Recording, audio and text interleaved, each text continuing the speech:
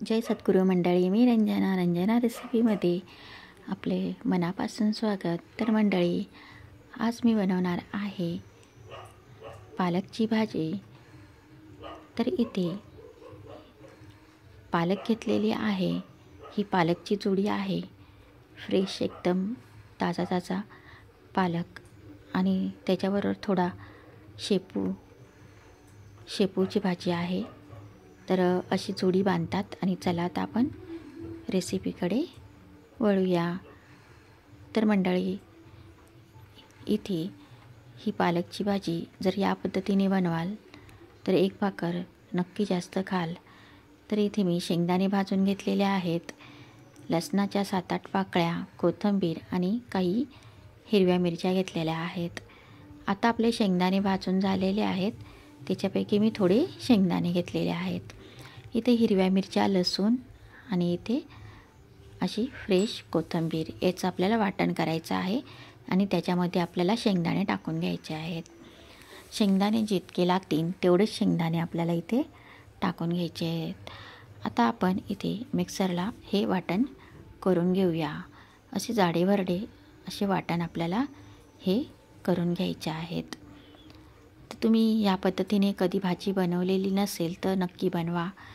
इथे आता आपली जी पालक आहे ती मस्त स्वच्छ अशी धुवून घेतलेली आहे आणि अशी बारीक चिरून घेतलेली आहे.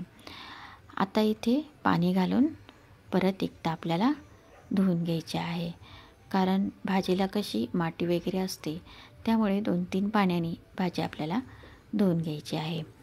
आता इथे मी कढई ठेवलेली आहे. कढईमध्ये आपल्याला आवश्यक इतके तेल घालायचे आहेत. इथे मी 1.5 पळी तेल घातलेलं आहे. आता आपल्याला इथे मोहरी घालायची आहे. तेल आपल्याला चांगले कडक होऊ द्यायचे आहे. त्यानंतरच आपल्याला जिरं आणि मोहरीची फोडणी द्यायची आहे. आता इथे बारीक चिरलेला कांदा घालत आहे. कांदा आपल्याला थोडा बारीक चिरायचा आहे. कांदा आपल्याला छान परतून घ्यायचा आहे. तर कांदा आपल्याला या पद्धतीने असा परतून घ्यायचा आहे. तुम्ही पाहू शकता कांद्याचा कलर एक तसा चेंज झालेला आहे. आता आपण घालूया इथे हळद. हळद घातल्याने छान कलर येईल भाजीला. आता इथे हळद घातल्यानंतर असं परतून घ्यायचं आहे आपल्याला.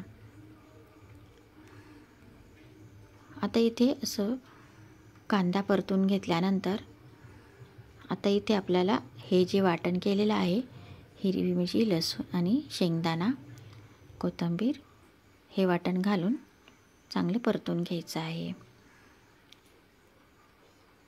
बघा इथे या पद्धतीने असं परतून घ्यायचं आहे आपल्याला,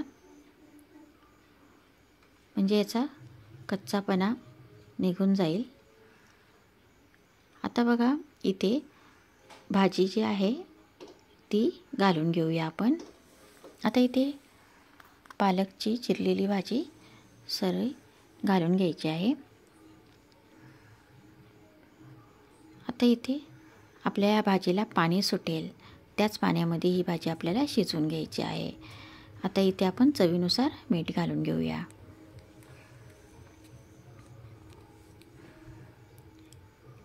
आता इथे मीठ घालून घेतलेलं आहे.